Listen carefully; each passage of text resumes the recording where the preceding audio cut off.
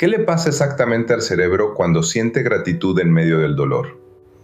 No la gratitud fácil, la de los días buenos, sino la otra, la que aparece en medio de una pérdida, de un diagnóstico, de un agotamiento que ya no se quita durmiendo. La neurociencia tiene una respuesta que contradice todo lo que nos han dicho sobre este tema, y tiene datos medibles, marcadores inflamatorios, patrones cardíacos, cambios en la materia gris para respaldarla. Si llevas tiempo escuchando "sé agradecido" y esa frase te produce rechazo, lo que vamos a explorar hoy explica exactamente por qué tenías razón en dudar. Vamos a ver qué mecanismo neurológico se activa cuando el cerebro sostiene simultáneamente el dolor y el aprecio. Porque eso no es negación, sino el proceso cognitivo más sofisticado que el cerebro humano puede realizar. ¿Y cuál es la dosis mínima que la ciencia ha probado para producir cambios biológicos medibles? Este no es un video sobre pensar positivo. Es sobre la neurobiología de una de las capacidades más complejas de nuestro cerebro.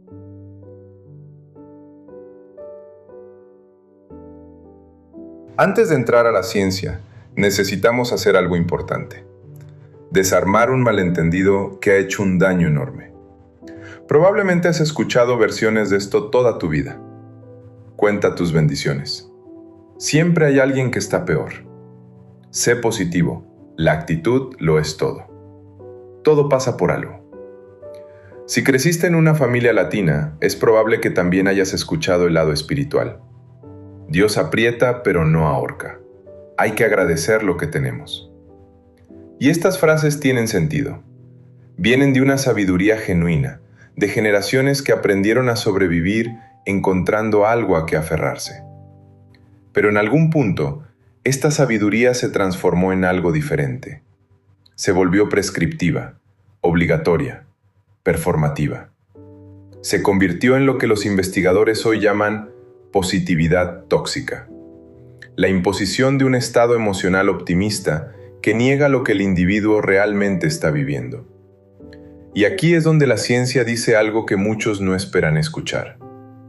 Forzar un estado de gratitud cuando no lo sentimos genuinamente no solo no ayuda, activa una respuesta de estrés real en el cuerpo.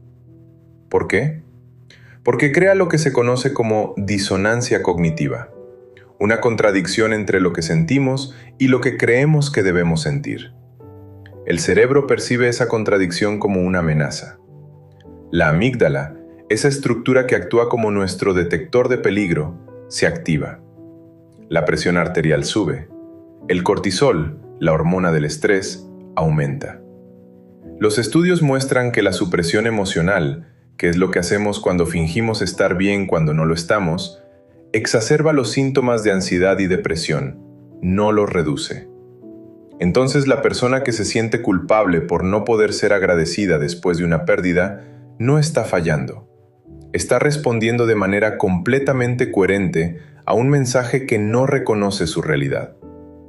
La gratitud clínica, la gratitud que la neurociencia ha estudiado en laboratorio, no es eso. No tiene nada que ver con fingir, con negar, con ver el lado bueno de forma forzada. Es algo mucho más complejo, mucho más honesto y, como vamos a ver, mucho más poderoso. Más adelante vamos a explorar lo que los investigadores llaman la doble verdad, una capacidad neurológica real que permite sostener el dolor y el aprecio al mismo tiempo. No como contradicción, sino como integración. Y cuando lleguemos ahí, lo que estamos hablando ahora va a cobrar un sentido completamente nuevo. Para entender cómo funciona la gratitud genuina en el cerebro, primero necesitamos entender un mecanismo que tiene millones de años de antigüedad y que todos compartimos. Se llama sesgo de negatividad. Nuestro cerebro no es neutral. Evolutivamente, fue diseñado para prestar más atención a las amenazas que a las oportunidades. Un mamut que olvida el peligro muere. Un mamut que ignora la fruta de temporada simplemente pasa hambre. La asimetría entre esos dos resultados hizo que la selección natural favoreciera cerebros que se fijaban más en lo malo que en lo bueno. En términos concretos, lo que esto significa es que una crítica deja huella más profunda que un elogio. Una pérdida duele más intensamente de lo que una ganancia equivalente genera alegría. Un recuerdo doloroso se graba con más nitidez que uno placentero. Esto no es un defecto de carácter, no es debilidad. Es la arquitectura neurológica que permitió a nuestra especie sobrevivir durante cientos de miles de años. La amígdala, esa estructura en forma de almendra ubicada en el centro del cerebro, actúa como nuestro sistema de alarma. Evalúa constantemente el entorno preguntando, ¿hay peligro? Y cuando detecta algo que percibe como amenaza, activa una respuesta de alerta que prioriza esa información sobre cualquier otra cosa. Estudios de neuroimagen han mostrado que los estímulos negativos activan la amígdala de forma más intensa y más duradera que los estímulos positivos equivalentes. Ahora bien, si además de esta arquitectura evolutiva, creciste en un entorno con estrés crónico, una infancia con inestabilidad, décadas de trabajo bajo presión, pérdidas acumuladas, relaciones difíciles, tu amígdala aprendió a estar en estado de alerta casi permanente. No porque seas una persona negativa, sino porque tu cerebro hizo exactamente el trabajo para el que evolucionó: mantenerte vivo. Aquí entra un sistema que pocos conocen, pero que determina buena parte de cómo percibimos el mundo. Se llama Sistema de Activación Reticular, o SAR. Es una red de neuronas en el tronco encefálico que actúa como el filtro de tu conciencia. De los millones de bits de información sensorial que llegan a tu cerebro cada segundo, el SAR selecciona cuáles merecen atención consciente. Y lo hace basándose en un criterio muy simple. ¿Qué es relevante según lo que este cerebro ya ha aprendido a buscar? Si el SAR está entrenado para detectar amenazas, porque décadas de experiencia así lo programaron, entonces, literalmente, verás un mundo diferente al de alguien cuyo SAR está entrenado para detectar oportunidades. No es metáfora, es filtrado perceptual concreto. Y aquí viene lo fascinante. La gratitud clínica interviene directamente en este mecanismo. Al practicar la gratitud de manera intencional y genuina, se produce un reentrenamiento del SAR. El umbral de detección se desplaza. El cerebro comienza a notar lo que antes filtraba como irrelevante: la luz de la mañana, el café caliente, la voz de alguien que quieres, un momento de paz en medio de un día difícil. Estudios de neuroimagen han documentado que este cambio de foco atencional se correlaciona con una mayor actividad en la corteza prefrontal medial, el área del cerebro asociada con la toma de perspectiva y el procesamiento de significado, y una disminución de la reactividad de la amígdala. Esto no es la gratitud cambiando la realidad, es la gratitud corrigiendo una distorsión que ya existía. La distorsión del sesgo de negatividad que, cuando opera sin contrapeso, nos hace percibir el mundo como más peligroso y más escaso de lo que realmente es. Y pronto vamos a ver lo que esto le hace al corazón, literalmente al corazón, porque la magnitud de esta conexión va mucho más allá de lo que cualquiera de nosotros esperaría.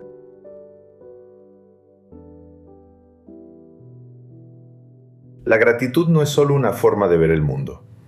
Es una cascada neuroquímica que involucra varios sistemas simultáneamente, y entender qué está pasando a nivel molecular cambia completamente la conversación. Cuando el cerebro identifica un beneficio recibido, algo tan simple como reconocer que alguien fue amable contigo, o que hoy amaneciste sin dolor, o que una conversación fue buena, se activan circuitos de recompensa que liberan dopamina. La dopamina es el neurotransmisor de la motivación y el placer. Es la molécula que dice, esto vale la pena, vuelve a buscarlo. En personas con estados depresivos prolongados, la dopamina tiende a estar en niveles bajos, lo que genera esa sensación tan conocida de no tener ganas de nada, ese desgano que se siente en el cuerpo antes de sentirse en la mente. Al mismo tiempo, la gratitud que involucra conexión con otra persona, recordar la bondad de alguien, escribir sobre lo que alguien significó para ti, sentir aprecio por una relación, estimula la liberación de oxitocina. La oxitocina es lo que a veces se llama la hormona del vínculo. reduce la percepción de amenaza social, promueve la confianza y tiene un efecto directo en la reducción del cortisol. Y aquí está el contraste que vale la pena explorar con cuidado. El cortisol es la hormona central de la respuesta al estrés. Cuando enfrentamos una amenaza real o percibida, el cortisol se libera para movilizar energía rápidamente. Eso es útil en una emergencia. Pero cuando vivimos en un estado de estrés crónico, cuando el cuerpo produce cortisol de manera sostenida durante semanas, meses, años, los efectos son devastadores. El cortisol crónico eleva la presión arterial, daña el sistema inmune, encoge el hipocampo, que es la estructura cerebral clave para la memoria y el aprendizaje, y mantiene la amígdala en estado de alarma permanente. El cortisol y la oxitocina no pueden estar en máxima activación al mismo tiempo. Son sistemas que se contrarrestan mutuamente. Cuando la gratitud estimula la oxitocina, baja el cortisol. No como metáfora, como química concreta. Alex Korb, investigador de neurociencia en UCLA, describe esto con una imagen que vale la pena guardar: la espiral ascendente. Un pequeño cambio en el foco atencional hacia algo genuino por lo que dar gracias aumenta la dopamina, lo que facilita buscar más momentos de aprecio, lo que genera más oxitocina, lo que reduce el cortisol, lo que hace que la amígdala esté menos reactiva, lo que permite que la corteza prefrontal, la parte más racional del cerebro, funcione mejor, lo que hace más fácil encontrar perspectiva en situaciones difíciles. No empieza grande, empieza con algo pequeño y se construye sobre sí mismo. La serotonina también está en este circuito, el neurotransmisor que regula el estado de ánimo basal, que afecta el sueño, la digestión, la sensación general de estar bien o estar al límite. Las investigaciones muestran que el estado de gratitud sostenida se asocia con niveles más estables de serotonina. No la cura de nada, pero sí un regulador biológico real. Después de los 45 años, esta química importa de formas muy concretas. Los sistemas de regulación del estado de ánimo tienden a ser menos flexibles que en la juventud. La recuperación del estrés toma más tiempo. La resiliencia fisiológica disminuye gradualmente. Lo que décadas atrás podía resolverse con un buen fin de semana, ahora deja huella por más tiempo. En este contexto, cualquier herramienta que module genuinamente esta química no es un lujo, es una necesidad biológica. Hay una pregunta que vale la pena hacer en voz alta. ¿Todo esto se queda en el cerebro o llega al cuerpo? La respuesta que la investigación ha arrojado en los últimos 20 años es que no hay una línea clara entre cerebro y cuerpo. Lo que sucede en uno, sucede en el otro. Y los datos más sorprendentes de este campo están en la biología del corazón, la inflamación y el sistema inmune. Empecemos con algo que quizás no habías escuchado antes: la variabilidad de la frecuencia cardíaca, o HRV por sus siglas en inglés.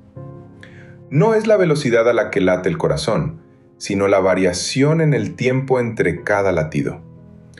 Puede sonar como un detalle técnico menor, pero la medicina cardiovascular la considera el marcador de oro del estado del sistema nervioso autónomo, el sistema que regula todo lo que ocurre en el cuerpo sin que tengamos que pensarlo. Respiración, digestión, respuesta inmune, regulación del estrés. Una HRV alta indica un sistema nervioso flexible, adaptable, capaz de responder al estrés y recuperarse rápidamente. Una HRV baja indica un sistema que está atascado en modo de alerta, con menos capacidad para recuperarse. Naturalmente, la HRV tiende a disminuir con la edad, pero lo que ha documentado el HeartMath Institute en años de investigación es que la gratitud es una de las herramientas más efectivas para elevarla. ¿Por qué? Porque cuando el cerebro procesa un estado genuino de aprecio, la corteza prefrontal envía señales descendentes hacia el tronco encefálico que activan el sistema nervioso parasimpático, el sistema de calma y recuperación, cuyo canal principal es precisamente el nervio vago, el nervio más largo del cuerpo, que conecta el cerebro con el corazón, los pulmones y el sistema digestivo. El estado emocional auténtico, por sí solo, ya produce ese efecto. Y como veremos más adelante, hay protocolos específicos que permiten amplificar este mecanismo de forma deliberada. Cuando el nervio vago se activa correctamente, envía señales al corazón que crean un patrón rítmico más coherente. El HeartMath Institute llama a esto coherencia psicofisiológica, un estado donde el ritmo cardíaco, la respiración y las ondas cerebrales se sincronizan de manera que optimiza la comunicación entre el corazón y el cerebro, inhibe la respuesta de estrés en la amígdala y facilita la función del córtex prefrontal. En términos simples, cuando el corazón está en coherencia, pensar con claridad es más fácil. Responder en lugar de reaccionar es más fácil.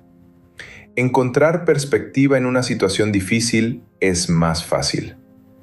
No porque hayamos cambiado la situación, sino porque el sistema nervioso está en un estado diferente. Ahora, hay otro proceso que ocurre silenciosamente en los cuerpos de muchas personas después de los 45 años y que muy pocos conocen por nombre. Los investigadores lo llaman inflammaging, la inflamación crónica de bajo grado que se intensifica gradualmente con edad. No duele de forma aguda, no aparecen los síntomas cotidianos de manera obvia, pero es un factor subyacente en enfermedades cardiovasculares, deterioro cognitivo, síndrome metabólico y estados depresivos persistentes. Los biomarcadores de esta inflamación son medibles: la interleucina 6 o IL-6, la proteína C reactiva o CRP y el TNF-alfa, entre otros. Y lo que la investigación de Robert Emmons y otros en el campo de la psiconeuroinmunología ha encontrado es que las personas que puntúan alto en escalas de gratitud presentan niveles significativamente más bajos de estos marcadores inflamatorios. En un estudio piloto con pacientes que padecían insuficiencia cardíaca en etapa temprana, un protocolo de 8 semanas de diario de gratitud produjo resultados medibles: reducción de IL-6, aumento de la HRV durante la práctica de escritura y mejoras en calidad de sueño y regulación emocional. No fue un tratamiento, fue una herramienta complementaria, pero los marcadores biológicos cambiaron. Para quienes cargan con dolor físico crónico, ese dolor que ya se volvió parte del paisaje cotidiano, que lleva meses o años siendo compañero, esto tiene implicaciones particulares. Para quienes han escuchado diagnósticos cardiovasculares y buscan cualquier herramienta que apoye su recuperación, esto es relevante.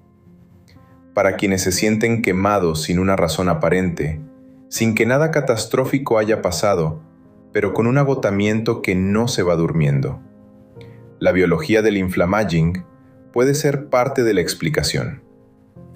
Vale mencionar también que la investigación ha documentado una asociación entre tener una vida espiritual activa, independientemente de la tradición específica, y niveles más bajos de estos mismos marcadores inflamatorios en adultos mayores. Es un hallazgo que exploraremos en profundidad en otro video, pero vale nombrarlo aquí como parte del panorama completo. Llegamos al centro de todo lo que hemos estado construyendo. El investigador Glenn Fox, de la Universidad del Sur de California, condujo uno de los estudios más impactantes en la neurociencia de la gratitud. necesitaba inducir una experiencia de gratitud genuina y profunda en sus sujetos mientras los escaneaba con resonancia magnética funcional. Y la manera en que eligió hacerlo fue con narrativas de sobrevivientes del Holocausto. No con situaciones agradables, no con recuerdos felices, con relatos de personas que en medio de una de las experiencias más oscuras que un ser humano puede vivir, hambre, miedo, separación, pérdida, habían recibido un gesto de bondad de otro ser humano, un pedazo de pan compartido en secreto, una advertencia susurrada a tiempo, una mirada de reconocimiento en un momento de deshumanización total. Y mientras los participantes en el escáner escuchaban estas historias, experimentaban gratitud. Y mientras eso sucedía, los escáneres mostraban activación en regiones muy específicas del cerebro: la corteza prefrontal medial y la corteza cingulada anterior.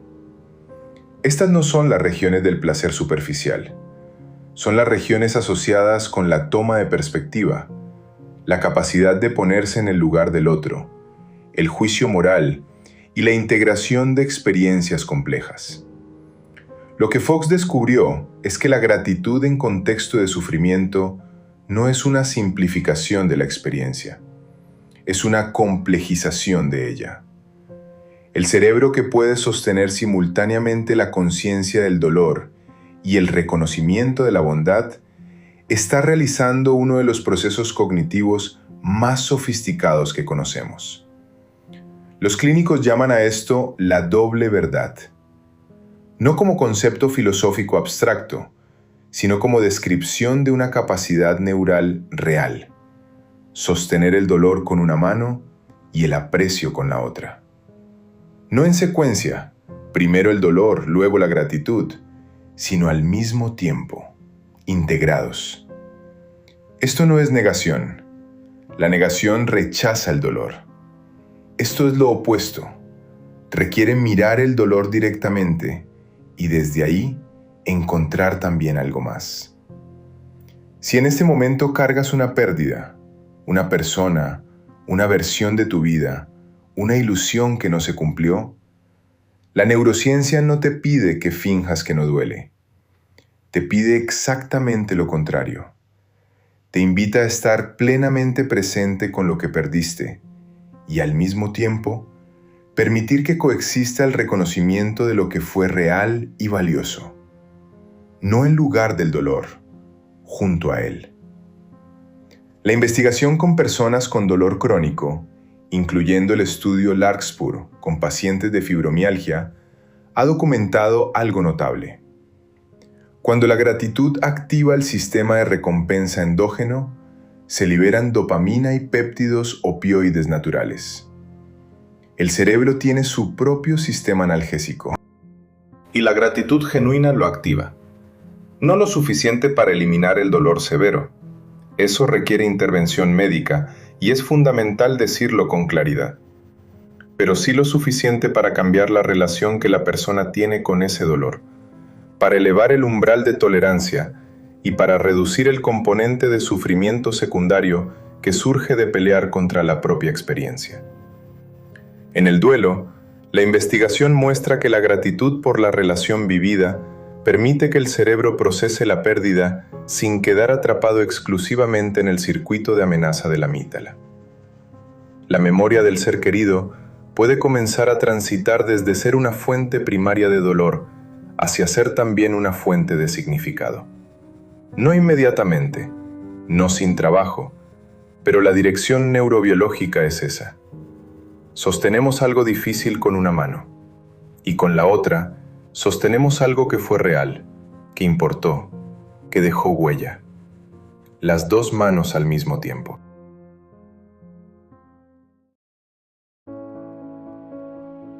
Todo lo que hemos explorado hasta aquí, el sesgo de negatividad, la neuroquímica, la coherencia cardíaca, la doble verdad, converge en una pregunta práctica.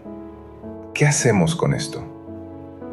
Antes de hablar de protocolos específicos, necesitamos hablar de neuroplasticidad. El cerebro adulto puede cambiar. Eso ya no es debate en neurociencia, es dato establecido. Lo que los investigadores han identificado es el mecanismo específico a través del cual sucede ese cambio. Se llama potenciación a largo plazo, o LTP. En términos simples, las neuronas que se activan juntas repetidamente fortalecen sus conexiones. Con el tiempo, esas conexiones se vuelven más eficientes, requieren menos esfuerzo para activarse, se convierten en el camino preferencial del cerebro. Lo que 8 semanas de práctica constante de gratitud pueden hacer es crear rutas neurales más fuertes hacia los estados de aprecio, reducir el esfuerzo que requiere acceder a ellos y producir cambios medibles en la densidad de la materia gris en áreas relacionadas con el control emocional y la atención. 8 semanas no es una transformación instantánea. Es trabajo real, constante, que se construye sobre sí mismo. La investigación de Robert Emmons, Glenn Fox y Christina Carnes nos permite identificar 3 protocolos con distintos niveles de profundidad e inversión de tiempo. El primer protocolo es lo que llamaremos el diario de especificidad, y la palabra clave es especificidad. Escribir "Estoy agradecido por mi familia" activa el cerebro de manera marginal. Escribir "Estoy agradecido por la llamada de mi hija esta mañana, porque me preguntó cómo estaba de verdad, no de manera automática, y eso me hizo sentir visto". Eso activa la corteza prefrontal medial de manera robusta. La diferencia entre las dos experiencias no es poética, es neurológica. Este protocolo se practica 2 o 3 veces por semana, no todos los días. La razón es contraintuitiva pero importante. La práctica diaria puede llevar a la habituación. El cerebro deja de responder con la misma intensidad porque el estímulo se vuelve predecible. 2 o 3 veces por semana mantiene el efecto emocional vivo. Cada sesión dura entre 10 y 15 minutos. Y la técnica es escribir sobre 3 eventos específicos. ¿Qué pasó? ¿Por qué crees que ocurrió? ¿Qué significó para ti? Una variante de este protocolo que muestra resultados particularmente fuertes es escribir una carta de gratitud a alguien que ha tenido impacto en tu vida. No tienes que enviarla. El ejercicio de escribirla activa los mismos mecanismos. Y si decides enviarla, la investigación muestra que el impacto en bienestar, tanto del que escribe como del que recibe, es significativo y duradero. El segundo protocolo está diseñado específicamente para la regulación del sistema nervioso autónomo. El HeartMath Institute lo llama técnica de coherencia cardíaca y funciona así. 5 minutos, de preferencia al despertar o antes de dormir. Respiración rítmica. 5 segundos inhalando, 5 segundos exhalando. Mientras llevas tu atención al área del corazón, no como metáfora, sino como foco de atención física real. Y mientras mantienes esa respiración y ese foco, evocas un sentimiento genuino de aprecio. Por una persona, por un animal, por un lugar, por un momento. Algo real para ti. Algo que cuando lo piensas genera una respuesta emocional concreta. No es visualización ni meditación en el sentido amplio. Es un protocolo específico que, según los datos del HeartMath Institute, induce coherencia psicofisiológica en 4 a 6 semanas de práctica, con mejoras medibles en HRV, reducción de síntomas depresivos y mayor estabilidad autonómica. El tercer protocolo es el más accesible y el más inmediato. Lo llamaremos microreset de atención. Está diseñado para momentos de estrés agudo, cuando el bucle de rumiación se activa y el cerebro empieza a repetir el mismo ciclo de pensamientos. Una sola respiración consciente. Y una pregunta: ¿hay algo en mi entorno inmediato ahora mismo que pueda reconocer como bueno, como bello, como funcional? Un detalle concreto: la textura de una superficie, la temperatura del aire, un sonido, algo físicamente presente en el aquí y el ahora. 30 segundos. No elimina el problema, no resuelve nada de fondo, pero interrumpe el circuito de rumiación y resetea el SAR, el filtro perceptual, hacia el presente. Es la dosis mínima que la ciencia ha documentado como efectiva para interrumpir el bucle de activación de la amígdala.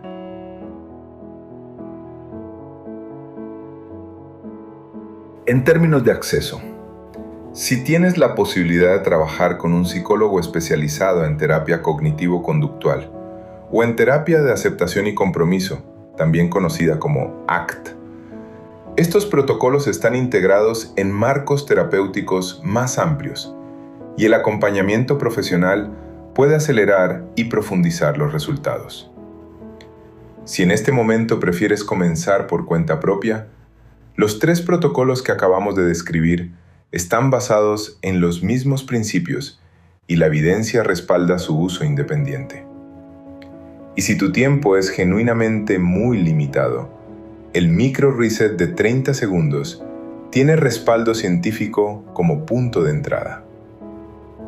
Hay algo que necesita decirse con claridad. Hay momentos en que la gratitud sola no es suficiente y un especialista es necesario. Si lo que estás viviendo incluye una tristeza que te impide realizar tus actividades cotidianas durante semanas, si hay un duelo que después de varios meses no permite ningún movimiento, ni pequeños momentos de alivio, si hay pensamientos de hacerte daño o de que sería mejor no estar aquí, la ciencia es clara. Eso requiere acompañamiento de un profesional en psicología clínica o psiquiatría. No como señal de debilidad, como el camino más efectivo según la evidencia para esos estados específicos.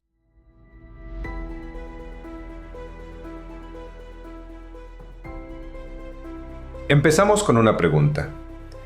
¿Qué le pasa al cerebro cuando siente gratitud en medio del dolor? Ahora tenemos la respuesta completa. El SAR ajusta su filtro perceptual. La corteza prefrontal medial se activa, la amígdala reduce su reactividad. El nervio vago modula el ritmo cardíaco. Los marcadores inflamatorios bajan. Y todo esto no requiere que el dolor desaparezca.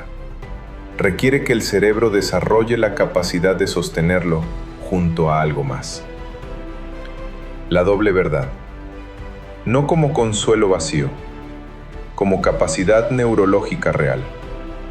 Lo que la neurociencia nos está diciendo es que el cerebro humano no tiene que elegir entre el dolor y la gratitud.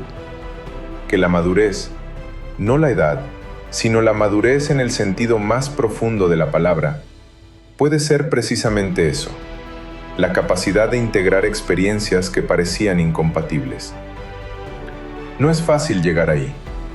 Cambiar patrones de décadas de sesgo de negatividad no sucede en una semana ni en un mes. La ciencia tampoco promete eso. Lo que muestra, con datos medibles, es que con práctica constante, unos minutos al día, unas veces a la semana, el cerebro cambia.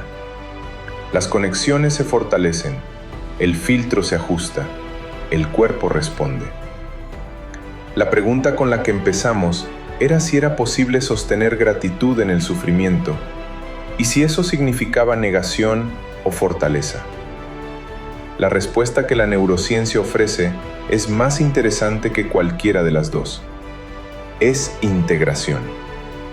Es la capacidad de ver la realidad completa, con su peso y con su luz, sin que una cancele a la otra. Y eso quizás es lo que muchos de nosotros llevamos décadas buscando sin saber del todo cómo llamarlo.